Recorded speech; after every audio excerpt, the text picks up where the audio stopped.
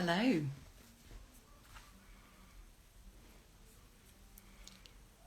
Hi guys. Thanks for joining our live today. It's great to see you flooding in.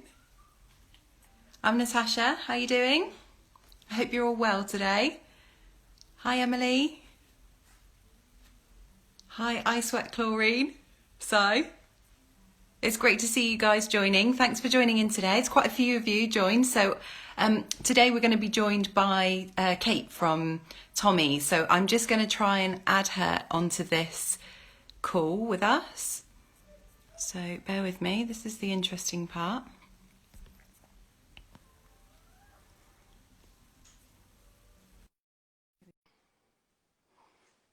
I think that's the most nerve-wracking bit, is getting someone to join you.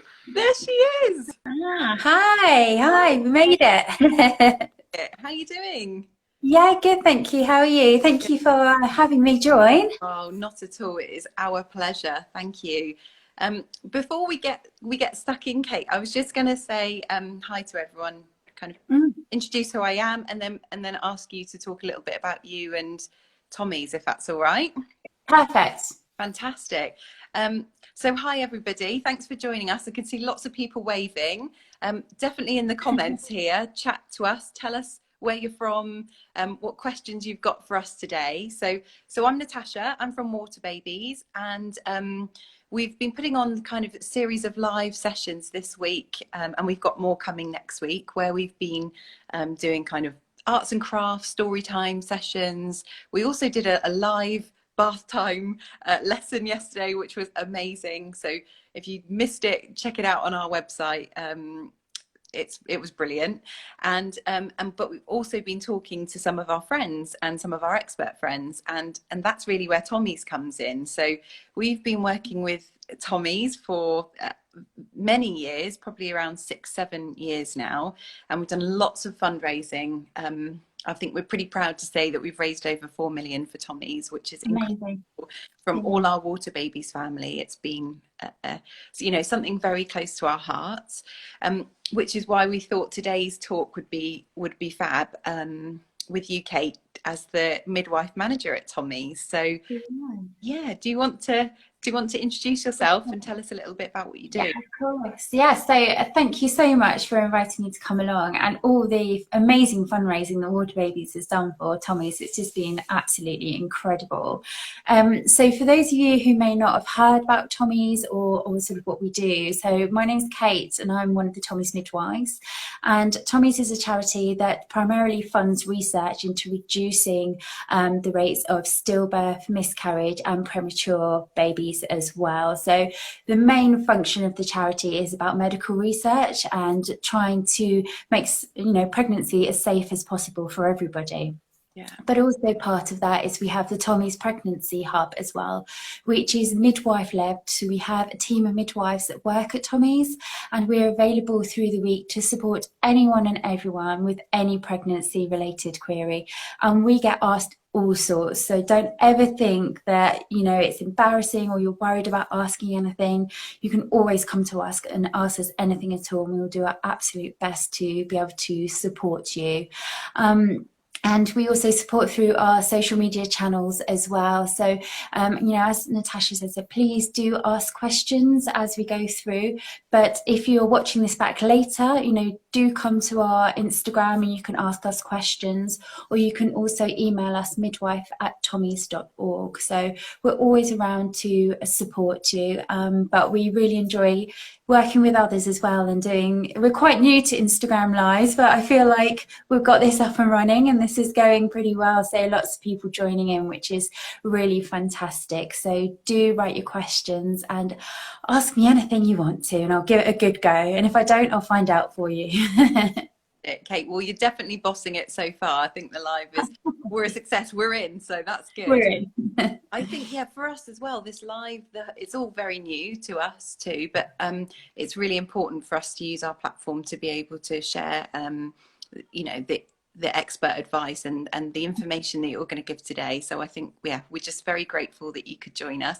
I'm actually seeing questions coming in already, which is a great start. Lots of people saying hello. We've got a few people who've joined us from Edinburgh, which is which is great. A couple of people.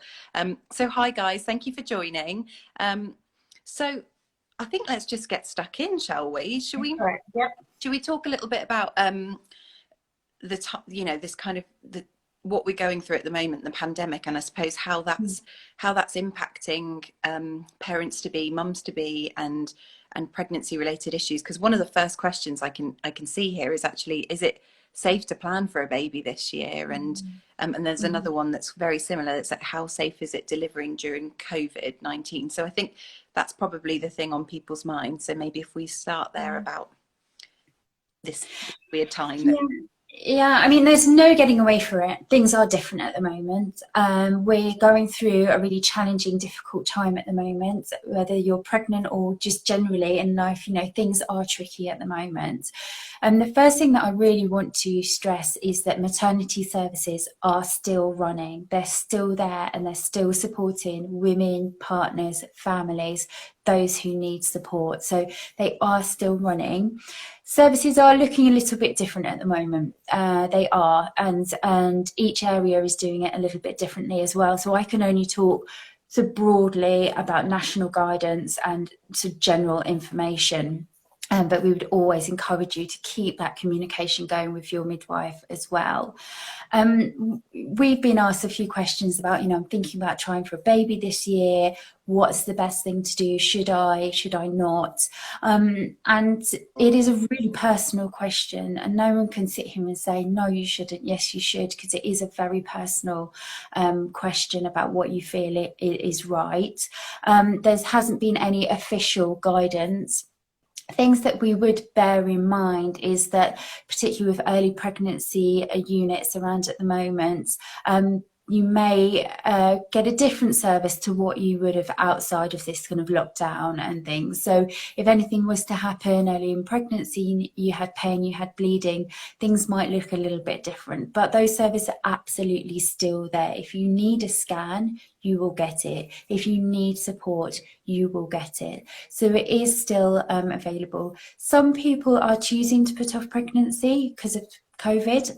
That's absolutely your choice, and there's nothing wrong with that whatsoever. It's a very individual decision for you to make, and there is no right and wrong answer. So I think it also depends on what your local services are like, what your local infection rates are like. Do you live in quite a densely populated area where the rates are quite high, or do you live, out in, in a less dense populated area where the infection rates are lower? So I think it is a very personal decision. Take your time, don't feel pressure.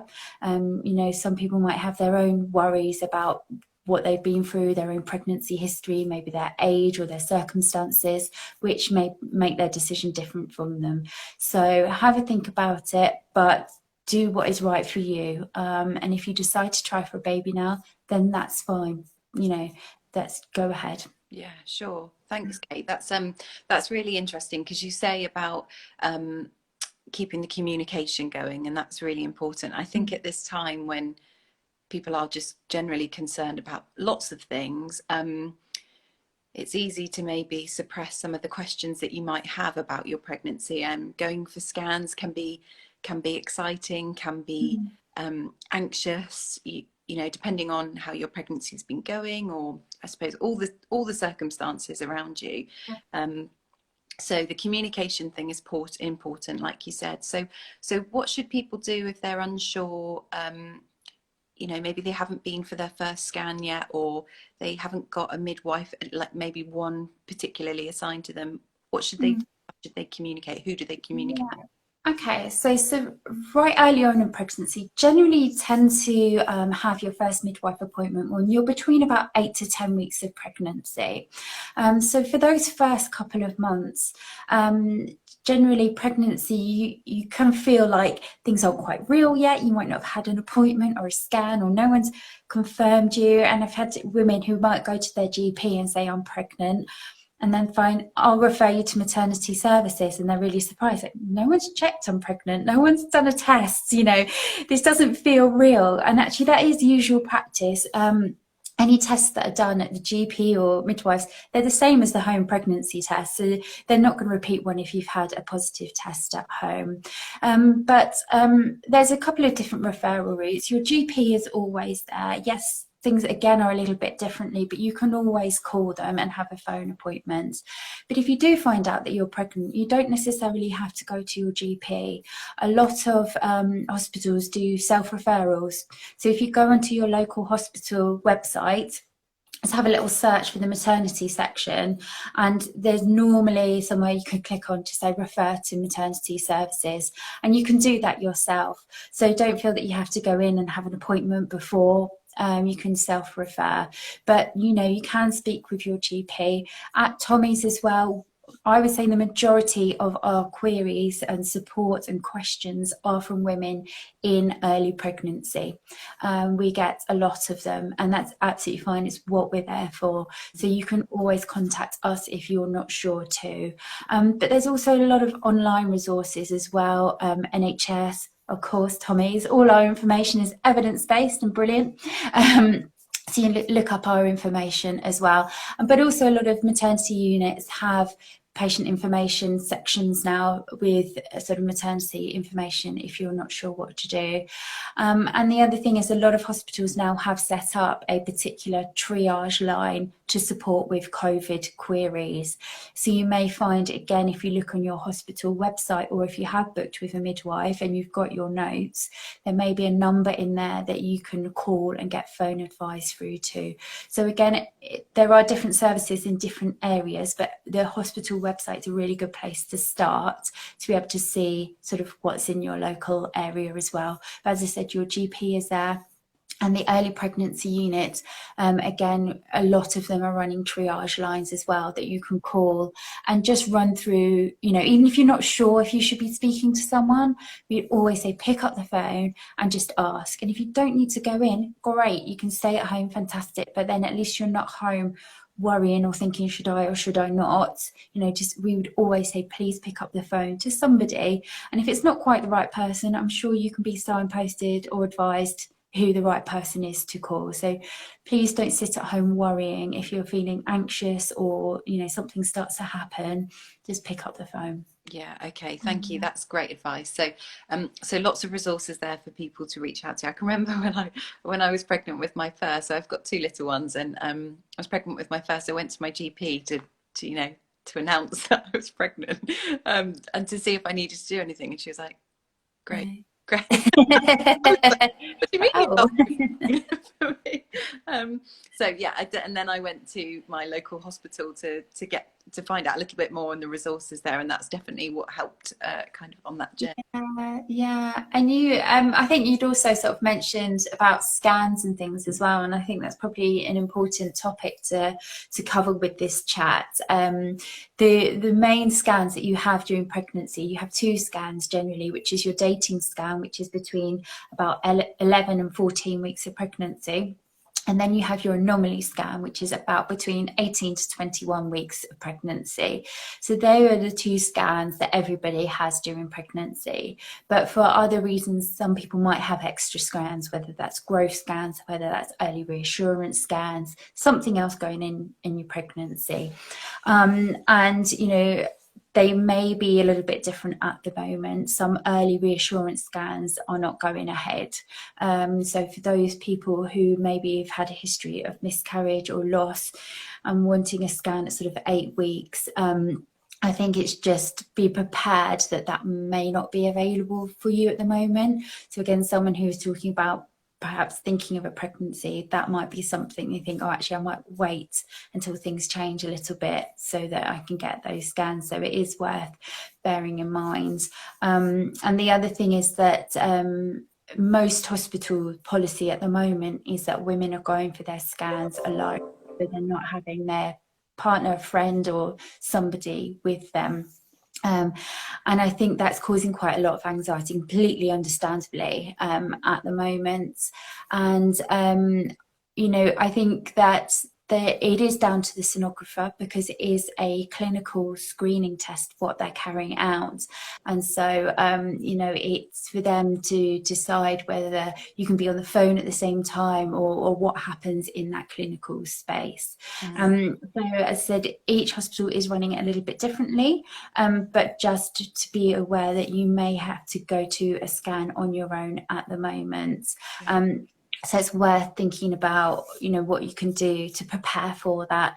Maybe sit down with somebody who you'd normally take and think about questions that you might want to ask, and thinking actually also about the purpose of the scan too. If anything was to come up on the scan, how would you feel about that? What can you do to support yourself and with each other in that news afterwards as well?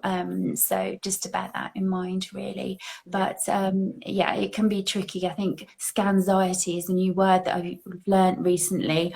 I don't know if it's a real word, but a lot of people are sort of describing that around their scans at the moment. So it's something to bear in mind, and making sure you've got support before and after as well you go in. Okay, great. Thanks, Kate. So we've got a couple of questions come through, which I'm just they're not in any particular order, so I'm just gonna rattle through them. So Water Babies Bucks in Bed, which is one of our franchisees, actually is asking some questions, which are really sensible questions. So is there anything extra that you should pack in your bag to take to hospital? So I suppose throughout this time we're talking about, maybe it's things like antibacterial, whatever it is that prepares you, whatever you feel is the best thing to take. Is there any recommendation there? There isn't anything sort of particularly outside. The least you can take into hospital, the better, because the least that is in there, the least that can be sort of touched by other people, can be touching other equipment in the hospital and things like that. So I think really sort of think about what you really need actually in hospital at the time. And I completely understand, particularly if it's your first baby, you think, well, I'll just put that in just in case, just in that case. And if you live a little bit away from the hospital as well, it might be, that you want to put in a little bit extra. But I think just try and take the bare minimum that you can into hospital at the moment, particularly if you're hopefully having a straightforward normal delivery, then it might be that you don't even stay overnight, depending on what time that happens as well. Obviously, if you're having a cesarean section, then you'll need a couple of nights worth, really. But just thinking about, exactly what you really need in the hospital as well. Things like antibacterial gel, as you mentioned, it's good to have a little pocket-sized one with you, but they are all over maternity units, everywhere you go, every room, at the end of every bed. So, feel free to take your own in, but don't worry if you haven't got any, you can't get hold of any. The maternity units are full of it, and there'll be plenty of sinks there as well for you to regularly wash your hands too. So I think there's nothing in particular that I would recommend that you need to take extra. If you are planning on formula feeding or using bottles, normally in maternity units they do provide sterilizers and things like that as well. So do check with your local hospital, but that's normally there. You don't normally need that too. And anything like a car seat that you don't need actually during your stay, try not to bring it in, but just when someone comes to pick you up, just to have it in the car ready, and then bring it up when to pop the baby in, and then take it straight out again. So just bring as little in as possible, really. Yeah. Okay, good advice. Thank you. Another question we've got is, can you have home births at this time? Yeah, so that's it's changed a little bit, because I think when this all first started, a lot of places stopped doing home births, and the main reason for that was looking at the use of the ambulance service, and if you did need to be transferred in, actually how quickly could an ambulance get to you, but also how many midwives are available to be able to facilitate a home birth. The really good news is that it seems like a lot of units are now starting to do them. Again, it is dependent on your local maternity units, but I know sort of a lot of London hospitals in particular are starting to do them. So it should be be possible. So I think if you're thinking about home birth, as early on in your pregnancy, just sound out. If you think, oh, I've already asked for home birth and then you've changed your mind, it doesn't matter at all. They will need to come and do a risk assessment of your home and see you at home as well, just to make sure that there's a safe area that they need to be able to deliver the baby. They need somewhere to put the baby if they needed any help with their breathing, and entry and exit points as well. So they'll need to come and do a risk assessment.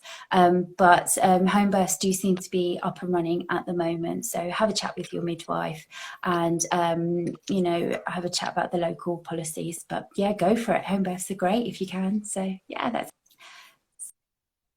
So I'm not sure. I think Natasha's frozen a little bit. Oh, you're back. Hi, yeah, sorry. Ah, Brill. That's fine.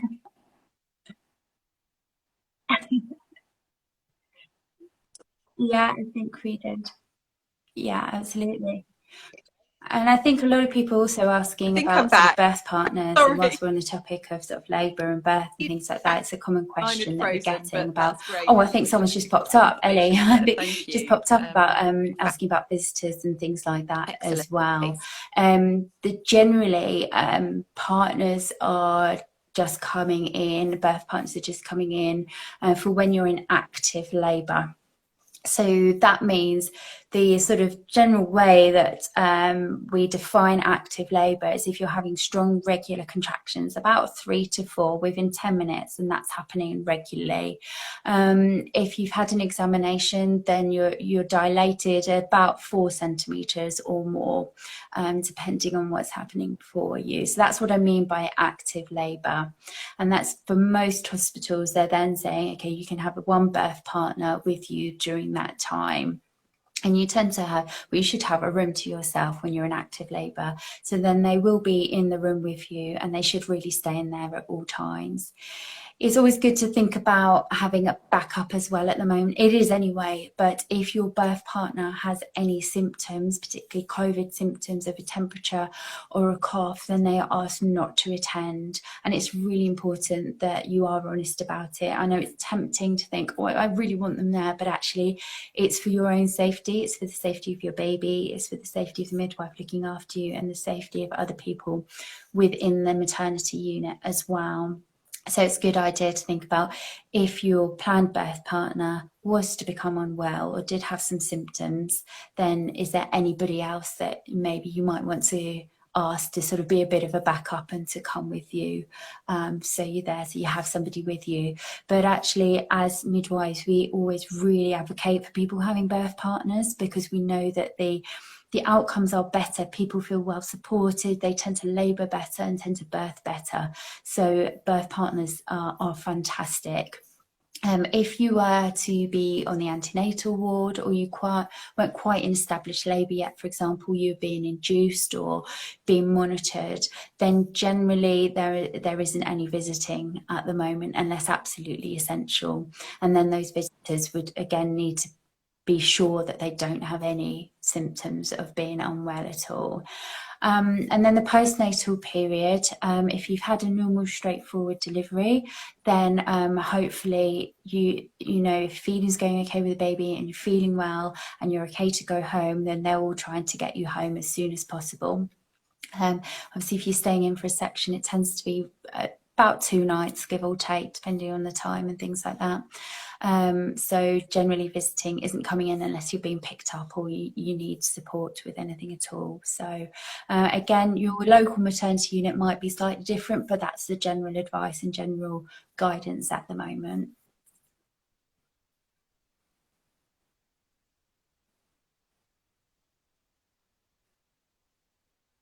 I love that.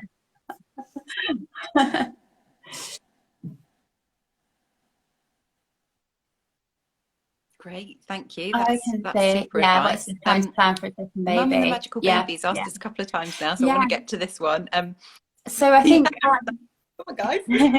So I think we sort of What touched on it best earlier about time? sort of planning for I think it's to pregnancy try and at the present your baby. I'm moment. just going to go back up to With the the top. lockdown again, it is a very personal choice as to weighing up what services are so available in your local area, there's probably no and your own situation as well. If you feel that actually there's a few things which may make your pregnancy slightly higher risk, it may be that you decide to put it off until things have sort of calmed down a little bit, or you might feel that now's the time is right and you're prepared to try for a baby now, and that's absolutely fine. That's your choice.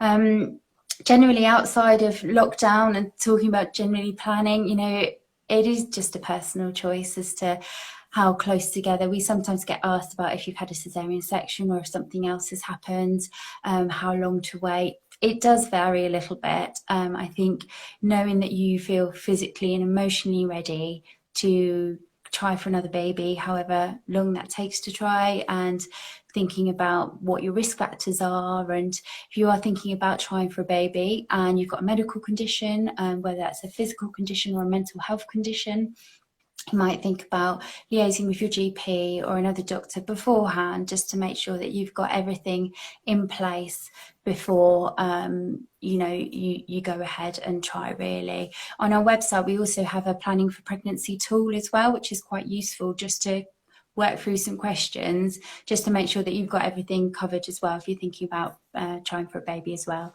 So I hope that's answered your question, but it is personal.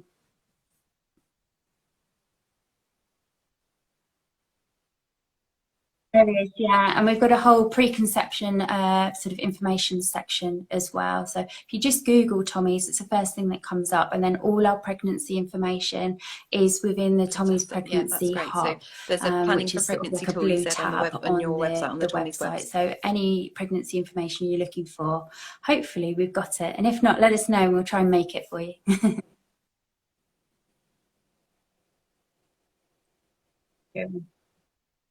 Yeah. But all the pregnancy information is, yeah, absolutely.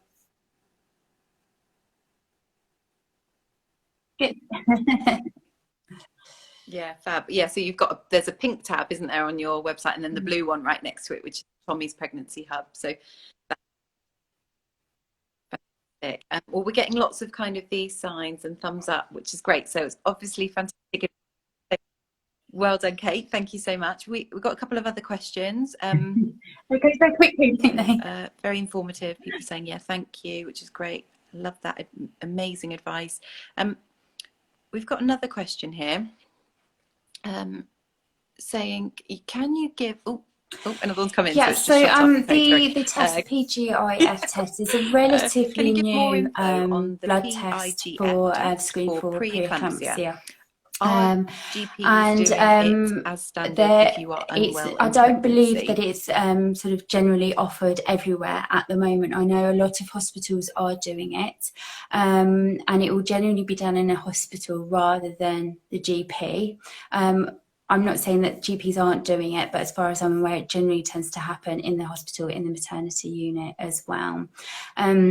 So it's definitely something to touch base with your midwife as to what they're offering with as well. If you think that you might be at risk of preeclampsia, for those who may be not quite sure what preeclampsia is, just quickly, it's a pregnancy condition. And the most common symptoms of the pregnancy condition is high blood pressure, and it's also having protein in your urine. There are some other symptoms as well, but they're the two main symptoms that we look out for. And so if you are at risk, whether you've had it before in a previous pregnancy, or you've got a history of high blood pressure, or there are some risk factors which makes you more at risk of preeclampsia, then do have a chat with your midwife about what tests that they are offering and what your care plan is during your pregnancy. We do have some more information about it again on our website as well if you're wanting to find out some more, or you can pop up an email as well, midwife@tommys.org, and we will have a chat with you. But it's becoming more and more common blood test, so it may well be available to you, but I can't guarantee it's being done everywhere at the moment, so do check in with your midwife.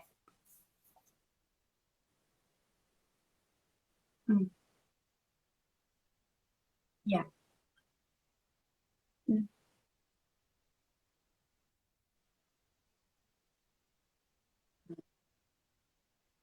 Yeah, okay, great. So it's good to know about preeclampsia. It's an Really? important Oh, consideration for some yeah. mums to be. Is there anything Mm. else that just generally that mums should be looking out for? So when I was pregnant, I had severe PGP, and I was in a wheelchair. I had real difficulty. It was really intense with both my pregnancies. So that's just where my pelvis kind of dropped, and it was very Right, yeah. uncomfortable So because there was a lot of generally at relaxing your in my booking body. So appointments, that's about what 8 to are the 10 things weeks that with your mums should be looking at midwife. if you're a You new will be mum, given you haven't heard of some notes, and in preeclampsia there or they will PGP? generally Like, should where, go through you what should they main know? Where should pregnancy they go symptoms to to be find out aware advice? of. And Just quickly, the main things that we say you need to pick up the phone and speak to your midwife or your maternity unit. If you have got a headache that's not going away, then that can be a sign of high blood pressure or preeclampsia. So definitely pick up the phone and be reviewed for that as well. The same as if you get any sudden swelling or any flashing lights in front of your eyes. You know, sometimes you get sort of dizzy spells. To do speak to somebody. If you have any pain in your abdominal or on your bump area, you can get some ligament type stretching and some period type pains in pregnancy, and generally they're okay. They might be uncomfortable, but it doesn't affect the pregnancy. But if you're getting some tightenings, particularly earlier on, that are painful, or you're getting pain that's there all the time, or something that's just new that you're not sure about, definitely pick up the phone and ask somebody. Any bleeding at all, or any change in discharge, so whether it's that you're getting a lot of watery discharge, or whether changing the colour of your discharge, or any bleeding, then it's important to be seen as soon as possible. And to be monitoring baby's movements as well. So up till about 24 weeks, women will feel their baby start to move at all different times. Some will feel them at 15 weeks, others it will be right up until the 23, 24 week mark. If you haven't felt your baby move by 24 weeks, then do contact your midwife to be reviewed. And then from about that time, your baby will start to move more and more each day and start to develop a little bit of a pattern. And then at about 32 weeks, things will just stay the same a little bit. So your baby will develop a pattern and that will continue. If you think that your baby's movements have reduced at any point, or have they changed, or you just have a feeling that something's not quite right, then please pick up the phone to the maternity unit straight away.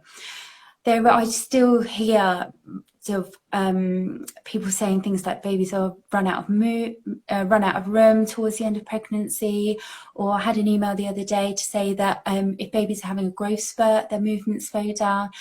There are all these sort of pieces of information that are still circulating, which is really outdated information and absolutely not true.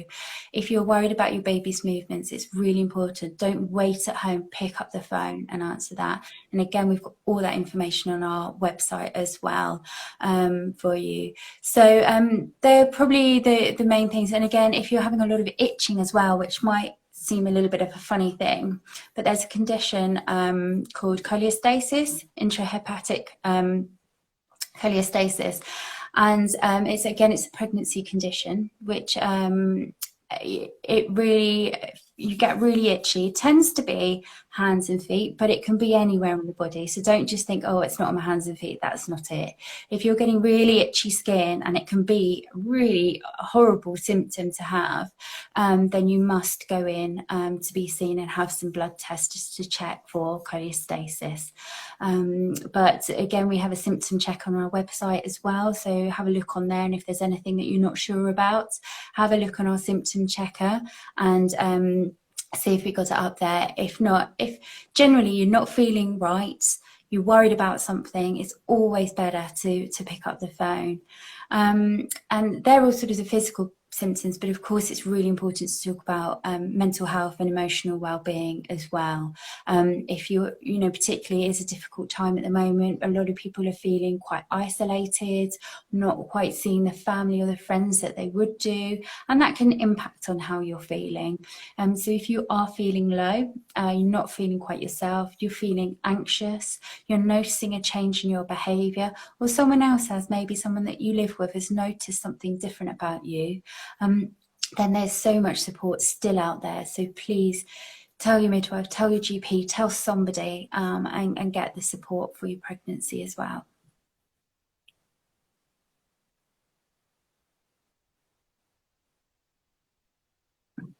Yeah.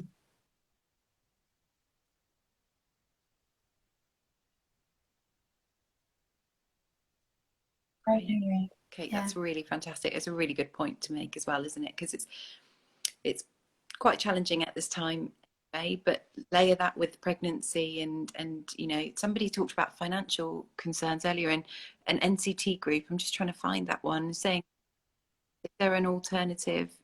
Here we go. Can you recommend an alternative to NCT? Online classes, they are cheaper for those facing financial difficulties.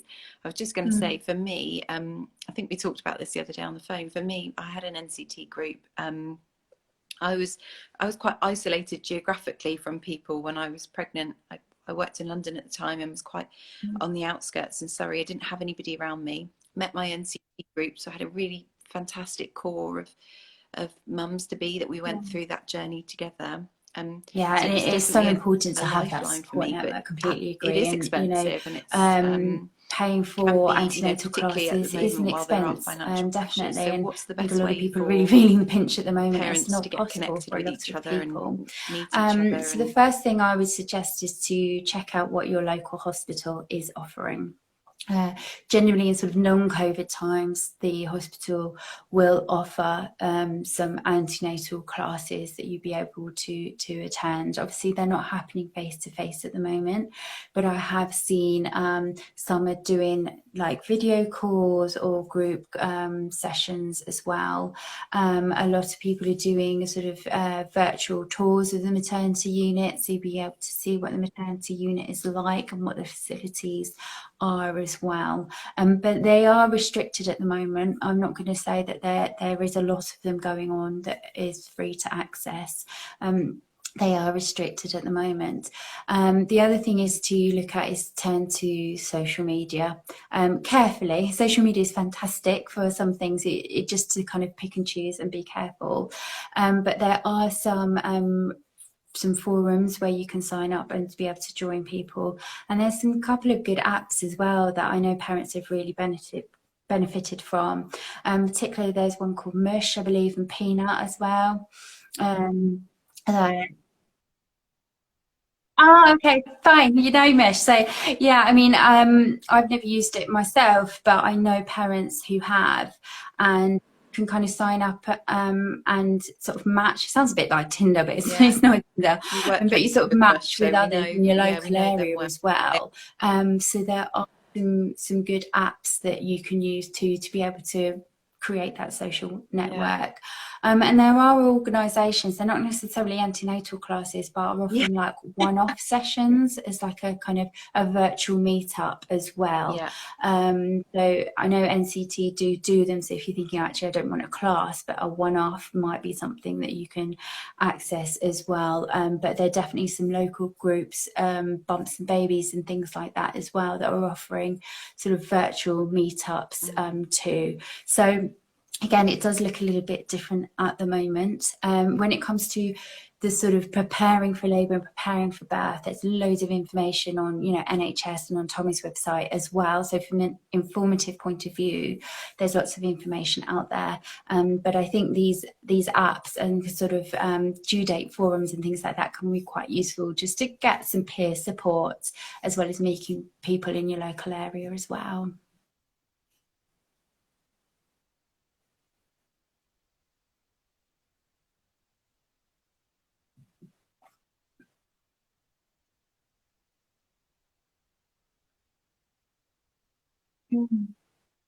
Yeah, fab. I think if you think about through this time as well, one of the positives is that you know, connecting, Zoom, these kind of live conversations may not have been as prominent before. So definitely more creative ways in which to connect with people, because human connection is important, right? So that's really helped, and online services have hopefully boosted quite significantly for people at this time, which is great. I'm just going to scroll up to this. There was a question here. So Ellie has said that I'm due in a couple of months, how am I going to stop people, especially family members, from coming within 2 meters and not cuddling the baby? Must be heartbreaking for them, but it's not worth the risk.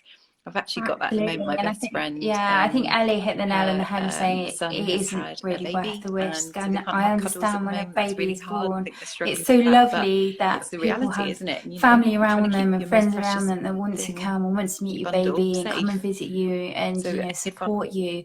And that is fantastic that you have that around you. But I think at the moment, you know, it's definitely better to be safe than sorry. You know, your baby is very new into the world. Their immune system isn't, you know, fully developed yet. And so we really would advise for you to keep the distance and have that social distance. We've seen a lot of lovely videos of sort of like drive-by window waves and things like that. You know, not everyone has a garden or a space that's close to them that you're accessing to. So having a peek through the window or a doorstep visit, obviously, that you can still do. If you do have a space that's outside, fantastic. But maintaining that 2 meters is really important. You know, hopefully this will all be over, you know, soon. That's what we're waiting for. It is a tricky time, but we will get to the stage where all family and friends can have those cuddles. And I think actually the positive way to look at it is that we're finding that, particularly within the hospital and reduced visitors numbers, is that a lot of women are talking to each other and actually having time with their baby. And it can be really exhausting having visitors and kind of having the baby passed round, and it can disrupt your way of trying to settle into your own pattern and your own way of finding your way through the first few weeks, which can be a bit of a minefield at the best of times. So actually positively, it's quite a good excuse to batten down the hatches and actually just concentrate on getting to know your baby. You've only just met each other. They're getting to know how to feed, how to sleep, how to tell you that they want something. You're getting to know their cues. So you know, enjoy that moment, and those cuddles will come. They will. But I know it's really tricky at the moment. Yeah. Yeah.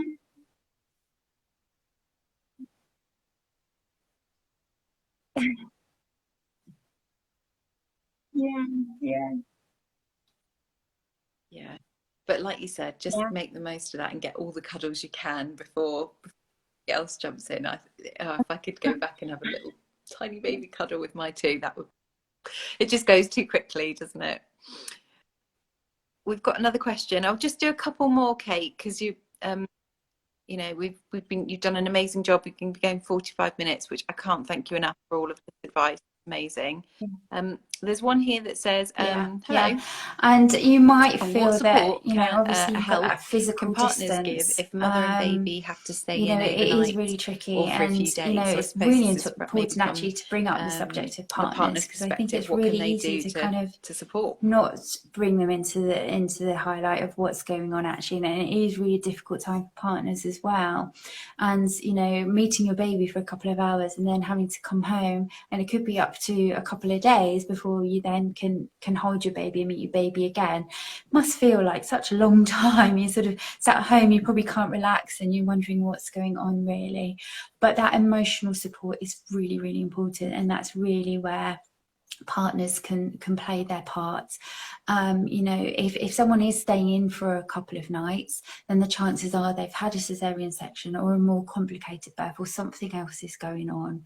So making the video calls and the phone calls, and actually understanding that it's a really emotional time. Your partner might be in pain in hospital, they might be trying to breastfeed and things aren't happening straight away and things are a little bit tricky.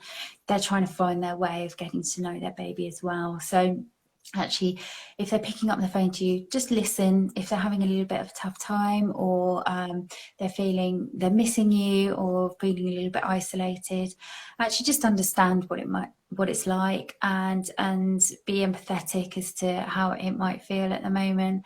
And you know, I think that's all that you can do at the moment, and just be really encouraging that you have no doubt that mum, I'm sure, is doing a fantastic job, and just to be really encouraging. If you do have time at home, I'm sure cooking some meals and popping them in the freezer isn't going to go amiss, or doing a little bit of cleaning. I'm sure that's going to go down well. Getting the food delivered. So, just, making sure that you can do anything at home to making sure that transition to coming home, you then don't have to worry about all those things as well. So it's worth bearing in mind too. But, you will get those cuddles and you will get that time with your baby. And midwives are trying to get women and their babies home as soon as safely as possible. So if they're in hospital, then they do need to be there. But yeah, that would be my advice for you. Yeah. Mm.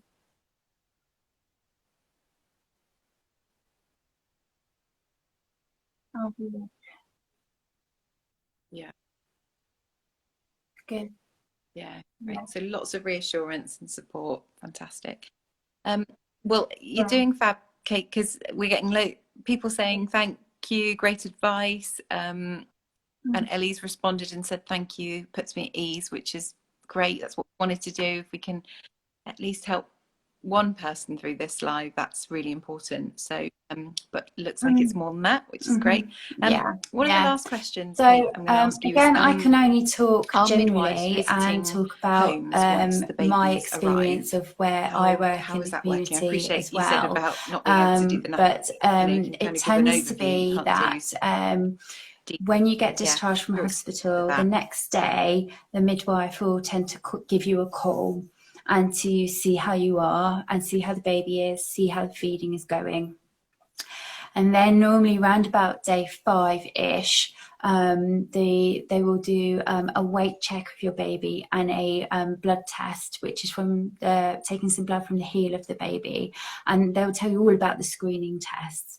But a lot of places, I believe, are doing that in clinics, so you may be asked to either go back to the hospital if that's where the clinic is. There might be a clinic somewhere in the community in your local area as well. So that's how a lot of midwives are working it, that they'll ask you to come to a clinic and they'll do those checks and those screening tests as well. And then round about day 10 again-ish, they'll contact you again, generally via phone, to see how you're doing as well. Obviously, that's subject to change. It will depend on your personal circumstances and what's going on for you. So I'm not saying there are no home visits going on. I'm sure there are in some areas. And if you do need a midwife to come, then we do have PPE and we are able to make home visits, but we're just trying to be as safe as possible and limiting that where possible. The other thing to mention is actually the role of the health visitor as well. So again, in my experience and what we're doing where I am, is that we are making telephone contact, and when your baby is about a week old, to sort of introduce the health visiting service. And then the new birth visit then happens between about day 10 and day 14. And that tends to be kind of either a video contact or a phone contact, and then a doorstep visit to weigh the baby and things like that as well. So again, there is support postnatally, but it might be more sort of via phone, via video call. But please, if you feel like you need extra support, or you feel like you're struggling a little bit, or you're worried about how you're feeling, your emotional well-being, please tell your midwife. And they'll be able to support you and make a plan with you that's safe, but also supportive as well. Mm.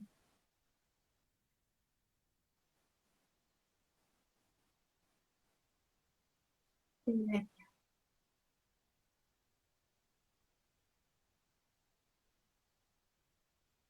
Amazing. Wow. That is Yeah. really, really helpful. You've given us So so many please, nuggets of if you need any great advice there, support, Kate. Thank advice you or so much. information, And you can head so for to anyone the who's joined us Tommy's more recently, website, and just we've got the if you section just which tell is the them where they Tommy's can head to Pregnancy find any Hub. more We information, have just loads remind of them where they can pregnancy go. information on there. It's all evidence-based information and all up to date and all checked by health professionals. And we ask women to check it as well, to check that we answer all the questions that they want. So it's really helpful, useful information as well. And we've also got our social media channels too. We've got our own Instagram page, which is Tommy's Pregnancy Hub. And we've also got our Facebook page under the same title as well. And finally, we have a midwife support service. We're around Monday to Friday, 9 to 5. So you can email us midwife@tommys.org and we will get back to you. I would say we're very busy at the moment, so please, it won't be an urgent query, but we're tending to getting back to people within a couple of days. So anything that's non-urgent, then please do pop us a message. And if you're in doubt at all about anything, please call your midwife.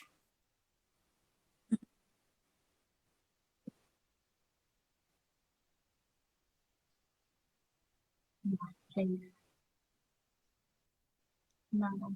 No, that's for us professionals to worry about the challenges, not for Yeah, women and families communication, at all. We'll work communication, around it, communication. Like you said, definitely. just Yeah. be in touch if you feel anything is not quite right. Definitely get in touch. Don't worry about challenges that we have within this pandemic. But Good. oh, yeah, definitely amazing. Well, Kate, someone's written here, Tommy's rock. Thanks, Kate. Yeah, couldn't agree more. It's been so informative. It's a lot of information to take in. We will have this recording on our Instagram channel, but we'll also have it on our website as well if anybody wants to go back and revisit any of that. But like Kate said, obviously reach out to those guys too at Tommy's. They will give you all the advice you need. Just before we end, I just want to say that we are back on another live tomorrow. We're going to do it's another learn session that we're doing, and it's water play, but kind of outside activity. But there might be a slight plot twist because the weather wasn't quite as problem. we Thank expected. you for having me, So, and yeah, thank you for the great questions tune as in well. for And that everyone again. It's joining on in. our It was website, really, the link really where good. you can follow Yeah. that live session, 2 o'clock again tomorrow. So Bye. thank you everyone for joining in. Hope you've had loads of useful information, and thank you so much, Kate.